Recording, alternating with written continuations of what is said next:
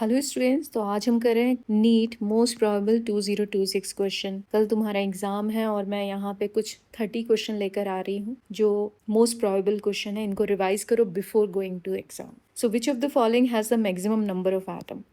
So maximum number of atom means n should be equal to n into Na। तो जिसके moles ज़्यादा होंगे उसी के नंबर ऑफ एटम्स भी ज़्यादा होंगे। तो यहाँ पे सिल्वर का मोलर मास होता है 108। सो यहाँ पे given mass divide by the molar mass. Magnesium का कितना होगा 24। ऑक्सीजन का कितना होगा that is the 32। And lithium का कितना होगा 1/7। तो तुम देख सकते हो कि किसका डिनोमिनेटर सबसे छोटा है। इसका डिनोमिनेटर सबसे छोटा है तो यही नंबर सबसे बड़ा हो जाएगा, तो आंसर हो जाएगा D. Your answer should be D. तो क्वेश्चन है हमारे पास number of radial node for 3p orbital. तो रेडियल नोड होता है n minus L minus 1। L equal to 0 के लिए s होता है, 1 के लिए p, 2 के लिए d और 3 के लिए f। और n value principal quantum number है। तो 3 माइनस 1 माइनस 1, तो आंसर आ गया 1। तो आंसर हो जाएगा ए। क्वेश्चन दिया है at constant temperature if the pressure of the ideal gas is double the density become. तो प्रेशर होता है that is the rho by molar mass RT, मतलब प्रेशर डेंसिटी से डायरेक्टली प्रोपोर्शनल है। तो अगर प्रेशर भी डबल हो गया तो डेंसिटी भी क्या हो जाएगी, डबल ही हो जाएगी। क्वेश्चन है if the del H is negative, S is also negative, the reaction is spontaneous at.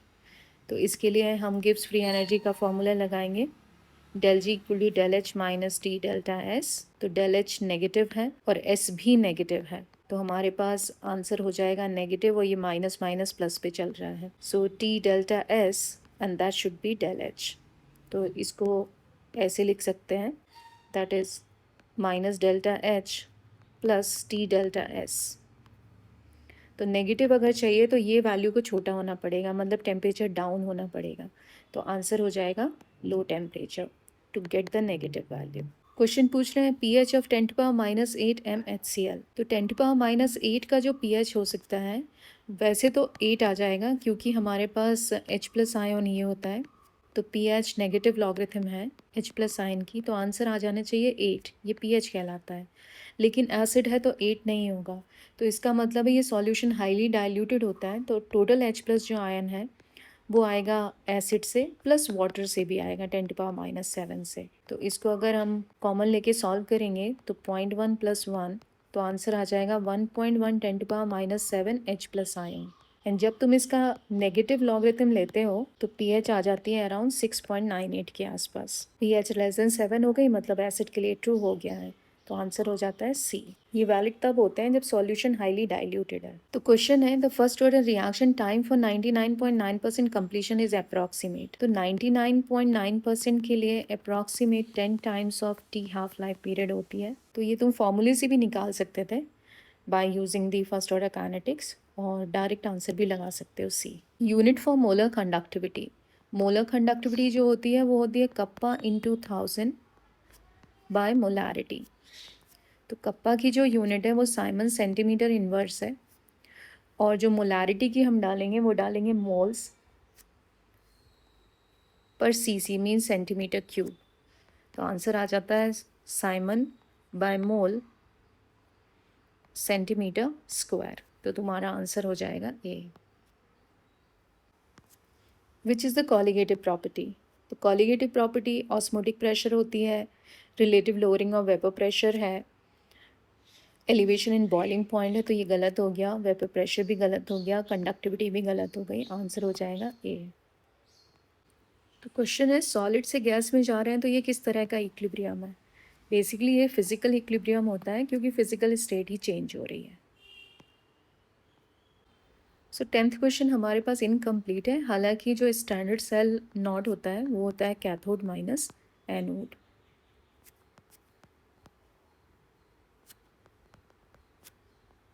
तो अगर सेल की वैल्यू दी हुई है तो कैथोड माइनस एनोड से आंसर निकाल सकते हो। तो ये क्वेश्चन को भी मैं कैंसिल कर रही हूँ because question is missing. We have diamagnetic species. Diamagnetic मतलब पेयर्ड इलेक्ट्रॉन है, अनपेयर्ड इलेक्ट्रॉन बिल्कुल ज़ीरो हो चुके हैं। तो ऑक्सीजन के पास 16 है, O2+ के पास 15 है, O2 डबल माइनस के पास हो गए हैं 18 एंड B2 के पास हो गए हैं 10। तो बेसिकली यहाँ पे शॉर्ट ट्रिक भी लगा सकते हो और MOT के थ्रू भी जा सकते हो। शॉर्ट ट्रिक में क्या होता है कि इवन नंबर जितने भी होते हैं वो सारे डाई मैग्नेटिक होते हैं, और ऑड नंबर ऑफ इलेक्ट्रॉन जितने होते हैं वो सारे के सारे पैरामैग्नेटिक होते हैं। इसमें दो एक्सेप्शन लिख सकते हो कि 16 इलेक्ट्रॉन वाला और 10 इलेक्ट्रॉन वाला, ये इवन नंबर है लेकिन स्टिल पैरामैग्नेटिक है, तो हम इन दोनों को तो हटा ही देते हैं। अब 15 और 18 में ये इवन नंबर है तो ये डायमैग्नेटिक हो जाएगा और ये पैरा हो जाएगा। दिस इज़ द डाई, तो आंसर हो जाएगा तुम्हारा O2 -2। तो ionic radii order, generally anions बड़े होते हैं कैटाइन से, तो एनाइंस सबसे बड़ा हो गया, फिर नॉर्मल एलिमेंट और फिर कैटायन, तो आंसर हो जाएगा बी। नेक्स्ट है both, question number 13, both oxidising and reducive agent is. तो यहाँ पे KMnO4 ऑक्सीडाइजिंग एजेंट है, H2O2 दोनों की तरह काम करता है, K2Cr2O7 भी ऑक्सीडाइजिंग एजेंट है एंड HNO3 भी ऑक्सीडाइजिंग एजेंट है, तो आंसर हो जाएगा बी। क्वेश्चन है हाइब्रिडाइजेशन ऑफ XeF4। तो जिनॉन के पास टोटल 8 इलेक्ट्रॉन होते हैं, तो 4 तो इसने फ्लोरीन के साथ शेयर कर लेना है, तो 4 बॉन्ड पेयर हो गए और लोन पेयर 2 हो गए हैं, तो जो टोटल सम आ गया है वो 6 का आ गया और 6 होता है sp3d2। Answer should be C. ये वाला नहीं लगाएंगे, ये इनर ऑर्बिटल है जो कोऑर्डिनेशन कंपाउंड्स में ही यूज़ करते हैं। क्वेश्चन है स्ट्रॉन्गेस्ट एसिड इज। तो इन जनरल जिसका ऑक्सीडेशन नंबर सबसे बड़ा होता है वो सबसे ज़्यादा स्ट्रॉन्ग एसिड होता है। तो यहाँ पे HClO का बात करेंगे तो X, that is the chlorine is X, hydrogen is +1 and oxygen is -2, तो इससे X की वैल्यू आ जा रही है 1। यहाँ पर आ जाएगा दैट इज़ +1 X एंड -2, तो ये 3 आ जाएगा यहाँ पर। यहाँ पर +1 X -2 5 आ जाएगा और यहाँ पर आ जाएगा 7। तो सबसे हायर ऑक्सीडेशन नंबर प्लस में जितना ज़्यादा होता है उतना ज़्यादा स्ट्रॉन्ग एसिड है, तो आंसर हो जाएगा HClO4। द ज्योमेट्री ऑफ निकल CN4 -2। तो इसके लिए क्या करना होगा, निकल का जो एटॉमिक नंबर है वो है 28 आर्गन 4s2 3d8। अगर चार्ज देखेंगे इसके ऊपर तो X -4 = -2 +2 का चार्ज आ रहा है, तो निकल +2 हो जाएगा, आर्गन 3d8 एंड 4s0। अब जो साइनाइड है वो स्ट्रॉन्ग फील्ड लिगेंड की तरह ही काम करता है, तो सबको फोर्सफुली पेयर्ड अप कर देगा। तो यहाँ पे जो D है उसके चारों ऑर्बिटल में फुल्ली फिल्ड रहेगा, तो ये हो जाएगा 3D, ये 4s और ये 4p। अभी 4 साइनाइड है, तो 1 साइनाइड का लोन पेयर, दूसरा, तीसरा एंड चौथा, तो आंसर हो जाएगा DsP2। स्क्वायर प्लेनर चले जाएंगे, answer should be B. Question है amphoteric oxides. Metal oxide basic होते हैं और नॉन मेटल ऑक्साइड एसिडिक होते हैं, तो यहाँ पे एल्यूमिनियम ऑक्साइड जो है वो एम्फोट्रिक है, बाकी ये सारे this is basic, this is acidic, this is acidic. Common lanthanide is. So common lanthanide होता है सीरियम। फैक्ट बेस्ड क्वेश्चन है, याद ही रखना होगा। तो क्वेश्चन है ब्रिज CO इन CO2 CO8। तो बेसिकली ये CO4 जैसा ही दिख रहा है, तो यहाँ पे 2 ब्रिजिंग चलती है, एक तो ये ब्रिजिंग होगी एंड दूसरी ये वाला ब्रिजिंग होगा। So these are the cobalt, these are the cobalt and this is the bridge carbon monoxide carbon monoxide, बाकी 3 यहाँ पे प्रेजेंट हो जाएंगे दिस साइड, तो इस तरह से आंसर हो जाता है 2।